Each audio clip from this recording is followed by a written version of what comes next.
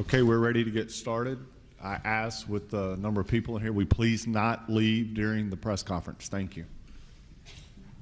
Hey, Will, Scott Griffin, CBS 42 Birmingham.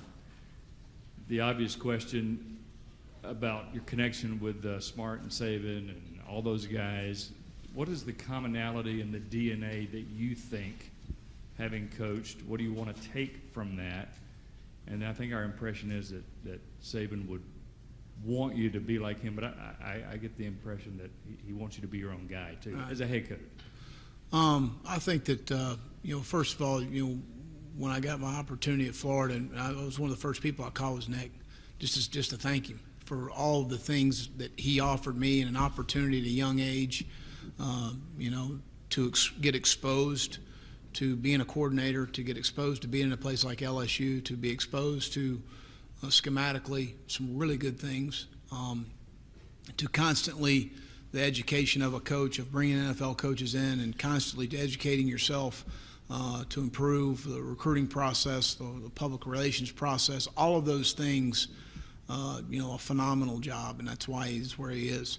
But told me you need to be your own guy, and I agree with that 100%. Certainly, philosophically, we are all very like-minded, Kirby, myself, and Nick, and I think that's why we get along. At the end of the day, we think about football the same way and what we need to do to be successful. So I think all of those things makes our relationships very likable. I think that we all have, somewhat of a fiery side to us as far as how we approach our things, and certainly those guys have made me a better coach through the years. Right here. Tom Adino, WBTM 13 in Birmingham. How will you look back on and remember your year at Auburn this past year, and do you consider it a success? Obviously, I wouldn't consider it a success unless you win a championship. So, as I said in the big room, as excited as my family was going to the University of South Carolina in Columbia, they were very disappointed to leave Auburn. We loved living in Auburn. It was my third stint in Auburn. I was there in the 90s as a graduate assistant and a defensive coordinator in 06, 07. And Gus gave me a wonderful opportunity to land at Auburn. I wish we had played better defense. We got to a really good combination of guys there about mid-season and really improved and played much better than we did earlier in the year. And I wish them nothing but the best. At the end of the day, if you don't win a championship, you didn't have a good year, in my opinion. So that's how I would rate that. But, those guys coming back, really losing really only Blake in the secondary, getting T.J. Davis and Josh Holsey back, which really hurt us from a standpoint of Josh being a versatile guy to do some things. And then up front having everybody back except for Pee Wee.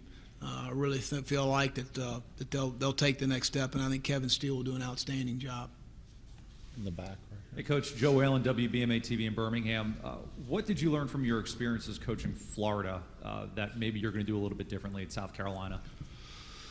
Well, I think that, this question could be answered for several days, but we did a lot of good things. We played good defense. We played very good special teams over a 4-year period.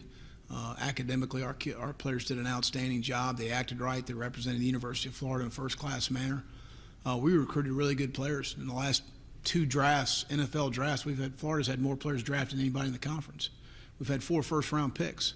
So, there's a lot of positives there. We need to play better offense. So whether it was staff, scheme, how we practice, whatever, it falls on my shoulders. And I recognize some things that I feel that we have changed moving forward. I think schematically we were much similar taking over the situation at South Carolina because of what Coach Spurrier and them have done before that helps us, for a smoother transition for our players. But those are the things I've looked at. back here in the podium. Coach Noah Mandel, WTVY News 4 Dothan. What are the difficulties of taking over a team that only had 1 win in the SEC, and how do you hope to change that? Well, again, I don't really get caught up into a year ago as far as what happened. I went back and watched every game and on offense, defense, and special teams, and just really studied the players as far as the intangible qualities. And, that's what I look at. We need to move forward. At the end of the day, when I met with every player on the team when I got into Columbia, there was no doubt this was a beaten-down group as far as their mental approach to football, to South Carolina. I told all of our guys a positive attitude doesn't guarantee anything in life, but a negative one does. We're going to be positive moving forward with what we need to do. We're going to be realistic about where we are and where we need to go, but we're going to be positive moving forward. Right here. Hey, Coach. Steve Nissen, WEAR Pensacola. You're known for your intense moments on the sidelines. Assuming you've seen some of the video of the more intense moments, when you see that, what goes through your mind? I need to lose some weight. To be honest with you, when I see most pictures of myself, I think, man, I shouldn't eat as much, you know? That's really about it. Right here. Todd Summers, WSPA TV Spartanburg. What are some of the challenges with a young football team when you have your first 3 SEC games on the road? Well, something I really challenged our players with, and part of the reason why we went to Fort Jackson, which we went through some night activities, which activities is a very kind word for what we did. We divided our team in 4 platoons and did night exercises with the Army.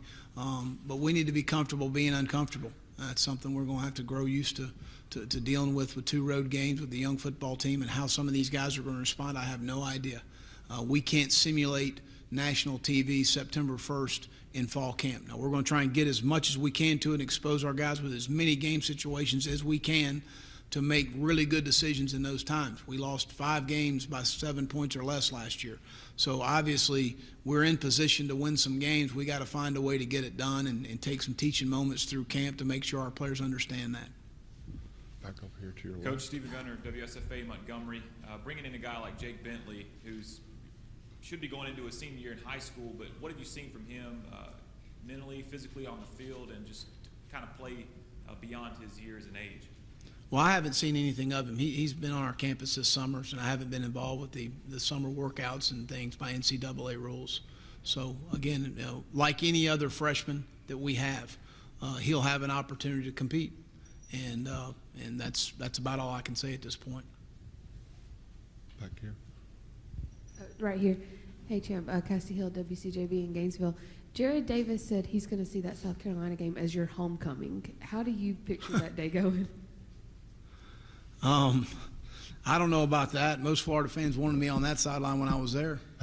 So, again, we got a lot of football to play before that happens. That certainly, because of the relationship that I have with all of those players, will be tough.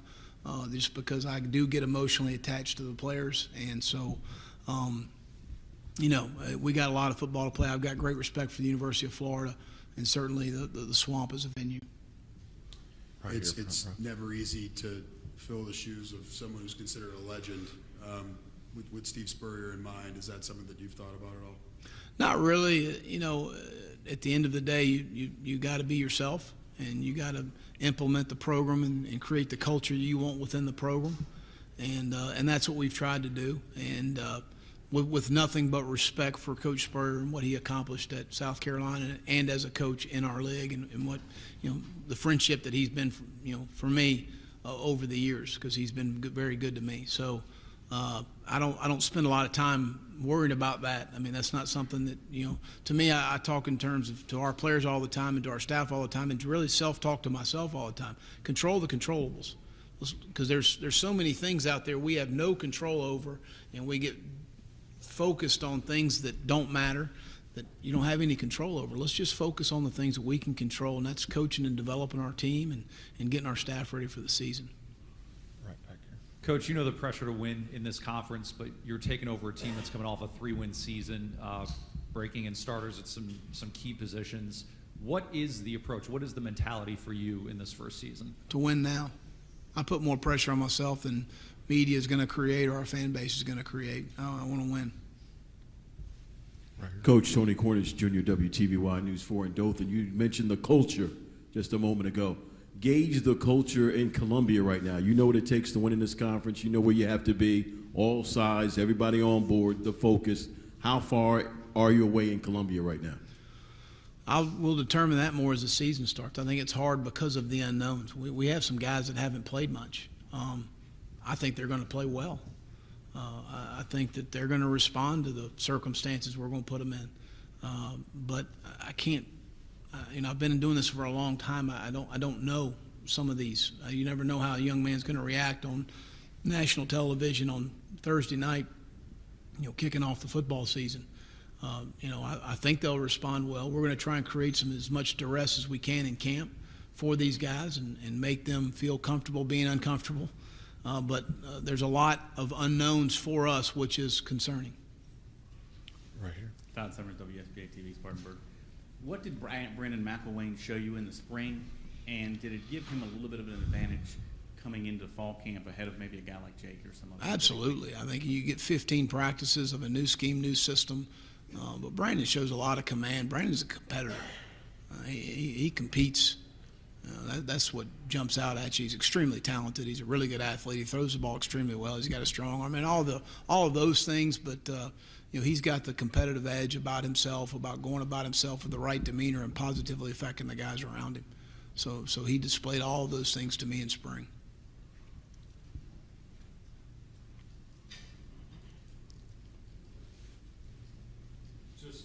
Well,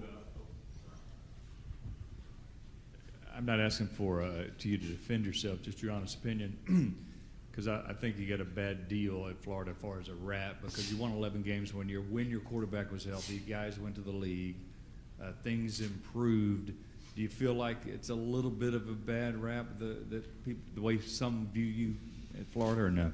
You know what? I really don't. Honestly, I could care less how people view you. At the end of the day, I've been doing this a long time, and I think when you have a setback, you become so focused on the negativity of what happened, and it bogs you down in negativity in life instead of reflecting and having perspective about the unbelievable blessings you've had in your life and the wonderful wife you have at home and the two great kids you have at home, the opportunity to work with Hall of Fame coaches, the opportunity to coach Hall of Fame players, the opportunity that I've made a difference in a lot of people's lives, the opportunity to go be the defensive coordinator at Auburn again, the opportunity to be at South Carolina. I mean, I think sometimes in life I see people get so bogged down in negativity of a setback. And, man, I just don't – it ain't me. I move forward.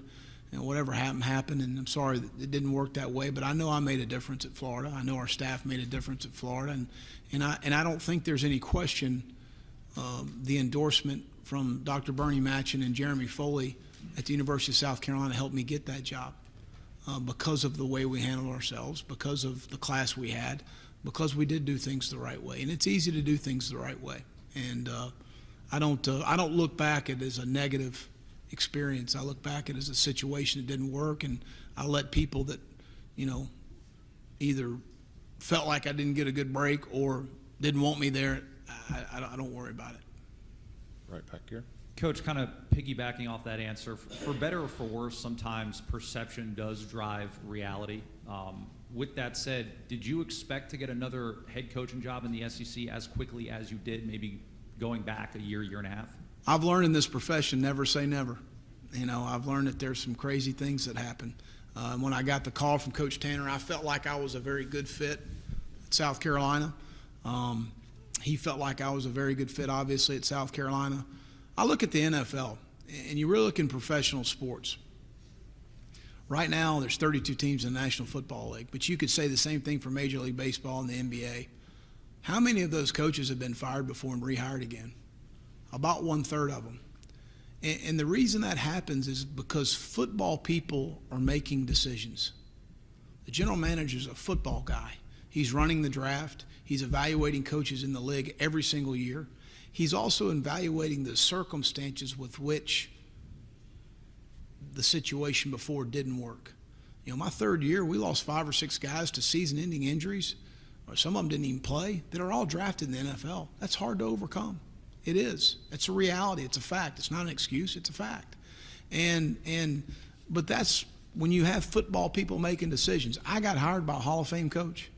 I got hired by a guy that knows the South Carolina athletic department better than anybody in the country and knows what it takes to be successful at South Carolina better than anybody in the country. So I got hired by a coach that looked at our situation, and we had a discussion about our tenure at Florida and the things we positively accomplished and what things would you have done differently, and a very candid conversation about that. And obviously he felt comfortable with it, and I don't think there's anybody in the country that knows South Carolina better than him as far as the athletics are concerned and being successful there. So I'll trust his judgment. Right back here. Nick Goulas, CBS 42 here in Birmingham. At Florida, you faced Jameis Winston last year, Leonard Fournette, Derrick Henry. You've got Josh Dobbs and Deshaun Watson on the schedule this year. How do you scheme for a team from a defensive mindset when you have a dynamic playmaker in the backfield who has the potential to touch the ball every play? Yeah, I mean, the running quarterback and a guy like Deshaun and Josh that throw it extremely well are extremely hard to defend because one of two things. You're always going to be short in the box in the run game if you're trying to cover, if you're trying to play some form of what I would say is a split safety coverage, two safeties high, whether you're rolling the coverage to a guy like Treadwell or you're playing too high and you're rolling up inside and you're trying to carry receivers inside. There's always an issue. There's no perfect defense in this thing. It comes down to one-on-one matchups. It comes down to tackling in space. It's going to come down to some 50-50 balls down the field. And you've got to be able to defend and win on the 50-50 balls. So to me, you got to be multiple. You got to take your shots to pressure. And when those 50-50 balls happen, you got to win. And the way we play the way we want to play is an aggressive style. But a lot of that goes with how your offense is playing too. And when your offense is playing as well, you may not play the style you totally want to play, but that's all a lot dictated by how you're playing within the season. And that's kind of how I view those things. Right back here. Coach Brandon Cameron, WVUA 23. You've coached in both the SEC East and the SEC West. You know both divisions pretty well. Do you feel like there's a difference in style of play between the two divisions, and do you feel like they're leveling out at all? Well, I think in the SEC West right now, you have two teams, Arkansas and LSU, what I would say are two more traditional approaches. Everyone else has gone to more of a open the fields, what you would say spread attack. Now, I don't by any means, when I say spread, mean throw the ball every down. I'm not talking about that. I'm talking about spreading the field a little bit more. I think most of us in the SEC East, and I don't know, I know Jim Chaney's background very well. I don't know if they're going to be a traditional two-back or exactly what they're going to do based on their situation. But, Vanderbilt will give you some two-back, but most of the teams in the East are a form of one-back or creating a two-back, but more open sets. So schematically, that's the difference is you're going to have two games in the Western Division where you got to match the physicality of the other team. And you're going to have to fit the two-back power. And you got to have your guys hard-edged and ready for that. And that's the difference. Final question comes over here to the left. Coach Dick Gabriel, WKYT in Lexington. You've coached in your stadium as an opponent, and you know how much the noise can affect that. And now, of course, that's a weapon for you. Could you talk first about what it's like as an opponent trying to win there, and now you're going to have that on your side? Well, I'm excited about it. I feel like we've got the most loyal fan base in the country to come out of Williams-Brice and when they play 2001 and they get that sandstorm going. It is very loud and certainly a huge advantage for us. We need to play well to get them excited. That's the bottom line, and that's what we need to be able to do. But it'll be a huge advantage for us, and I'm looking forward to that. One year I was at Florida, we came out and I guess we came out of the locker room early and had some fireworks set up on the visiting sideline. I about got blown up on the 50-yard line. I met the guy that set the fireworks up at a luncheon there at South Carolina. I got a little frustrated that night, but I about got blown up on the 50 at Williams-Brice. That's a true story. And Andre DeBose and I got knocked back into each other. I was looking up in the lights of Williams-Brice Stadium. It's interesting.